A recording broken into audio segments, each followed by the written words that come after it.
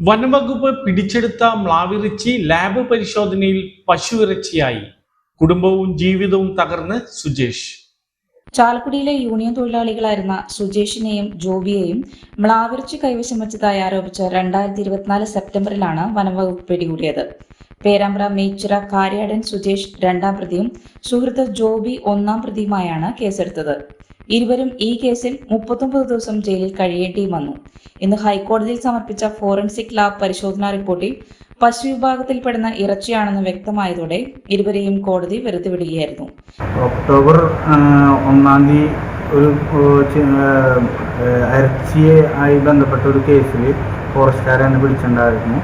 അപ്പോൾ അതിൻ്റെ ഇതിൽ വെച്ചിട്ട് അതിപ്പോൾ തെളിഞ്ഞിരിക്കുകയാണ്. അത് കാട്ടിറച്ചിയല്ല, മാവിൻ്റെ ഇറച്ചിയല്ല, അതൊരു പശുവിനത്തിൽ പറഞ്ഞ ഇറച്ചിയാണെന്ന് പറഞ്ഞിട്ട് ഇപ്പോൾ കോടതിയിൽ വിധി വന്നിട്ടുണ്ട്. അപ്പോൾ അതിൽ ഞാൻ നിരപരാധി ആണ്.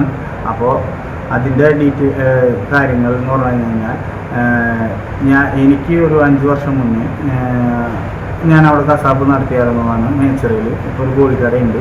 അപ്പോൾ ഞാൻ കുറച്ച് നാൾ നടത്തി, ഒരു 6-7 മാസമൊക്കെ നടത്തിയായിരുന്നു. അപ്പോൾ നല്ല ഇറച്ചി ഞാൻ നോക്കി കൊടുക്കുമ്പോൾ ആൾക്കാർ വീണ്ടും വീണ്ടും വരാറുണ്ട്. പിന്നെ എനിക്ക് അത് മുന്നോട്ട് കൊണ്ടുപോകാൻ പറ്റിയില്ല, ജോലിയുടെ ഇതൊക്കെ വെച്ചിട്ട്. അപ്പോൾ അതിൻ്റെ ഇതിൽ വെച്ചിട്ട് ഇപ്പോഴായാലും ഈ ജോബി എന്ന് പറഞ്ഞ വ്യക്തിക്ക് ഞാൻ ഇപ്പോഴായാലും എവിടെന്നെങ്കിലുമൊക്കെ നല്ല ഇറച്ചി കിട്ടുമ്പോൾ ഞാനത് ഓരോരുത്തർക്ക് കൊടുക്കും. അവർ ആ പൈസ തരാറുണ്ട്. അപ്പോൾ ജോബിക്ക് ഞാൻ എൻ്റെ കൂടെ പ്രതിയായ ജോബിക്ക്, അതായത് ഞാനൊരു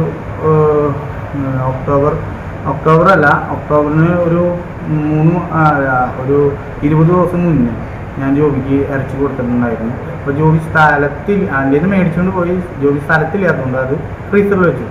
അവൻ എവിടെയോ ടൂറോ എന്തൊക്കെ പോയി എന്ന് പറഞ്ഞാൽ, അപ്പോൾ അത് കറണ്ട് പോകുമ്പോൾ കേടാവാണ്ടിരിക്കാൻ വേണ്ടി അത് മഞ്ഞപ്പൊടി ഉപ്പിട്ട് തിരുമ്പി വെച്ചായിരുന്നു. അപ്പോൾ ജോബിനെ എന്തോ ഒരു കേസിന്, അത് എനിക്ക് വ്യക്തമായിട്ട് അറിയില്ല, ഇവിടെ DSPയുടെ സ്കൂളുകാർ വന്ന് വീട്ടിൽ വന്ന് പരിശോധിച്ചു. ഇറച്ചിയല്ല, എന്തോ ഒരു വീട് മൊത്തം സെർച്ച് ചെയ്തു. അപ്പോൾ ഒന്നും കിട്ടിയില്ല. അപ്പോൾ ഫ്രീസറിൽ മഞ്ഞപ്പൊടിയുള്ള ഇറച്ചി കണ്ടപ്പോൾ അവർക്ക് സംശയമായിട്ട് അവർ ഫോറസ്റ്റുകാരെ വിളിച്ചായിരുന്നു.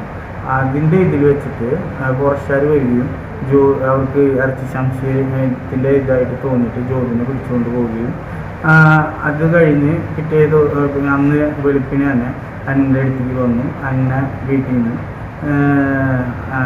എന്നെ അവർ ചോദ്യം ചെയ്യാൻ വേണ്ടി കൊണ്ടുപോയി. ഞാനിത് കണ്ടപ്പോൾ ഞാൻ പറഞ്ഞു, സാർമാരെ ഇതെല്ലാം ഇറച്ചി, ഇത് പശുവിൻ്റെ ഇറച്ചിയാണ്, ബീഫാണ് എന്ന് പറഞ്ഞു. അപ്പോൾ അവർ പറഞ്ഞു, അത് ഞങ്ങൾക്കറിയാം, തെളിയിച്ചാൽ മതി എന്നും പറഞ്ഞ് ജോബിനെ അങ്ങോട്ട് മാറ്റി നിർത്തി എന്നെ മാനസികവും ശാരീരികവുമായിട്ട് ഉപദ്രവിച്ച് എന്നെ അടിച്ചേൽപ്പിച്ചു ആ കേസ്. എനിക്ക് വേറെ നിർവാഹം ഉണ്ടായില്ല ആ സമയത്ത്. എന്നിട്ട് അവർ തന്നെ എൻ്റെ നിന്ന് കുറേ എഴുതി മേടിച്ചിട്ടുണ്ട്, കുറേ വീഡിയോ എടുത്തിട്ടുണ്ട്.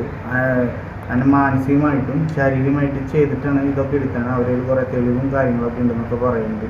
അതൊന്നും ഇതുള്ളതല്ല, കാരണം ഇത് റിസൾട്ട് വന്നാണ് ഏറ്റവും വലിയ തെളിവ്.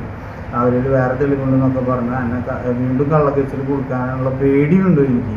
കേസിനെ തുടർന്ന് യൂണിയൻ ജോലിയിൽ നിന്നും ഇരുവരെയും പിരിച്ചുവിട്ടു. സുജേഷിന്റെ ഭാര്യ ഇയാളിൽ നിന്നും വിവാഹമോചനം തേടി. 2 കുട്ടികളും സുജേഷിനൊപ്പമാണ്. ഇവരെ പുലർത്താൻ രാത്രി ഓട്ടോ ഓടിക്കുകയാണ് ഇയാൾ.